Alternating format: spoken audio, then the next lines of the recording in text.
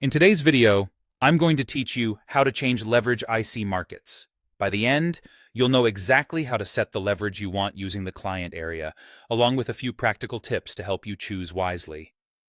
Before we start, a quick but important note. You can't change the leverage on an existing live account at any time.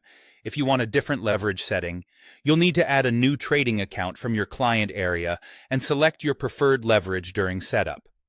Also, available leverage depends on your region. Global accounts can go up to 1,500, while EU and other regulated accounts are typically capped at 130. And if you're using a mobile or social trading app, you usually won't see a leverage option there. You'll need to use the client area on the IC Markets website. Let's walk through it. First, go to the IC Markets website and log in to your client area. On the home page, select Login, then choose Client Area and Sign In. This is where you manage all your accounts and settings. Once you're in, head to the Accounts section. This is your central hub for opening new accounts and viewing the ones you already have. You'll see options related to your trading platforms and account setup.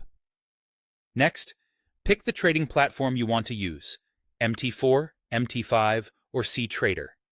In the upper right corner, click Open New Account or Open New Demo Account if you're testing.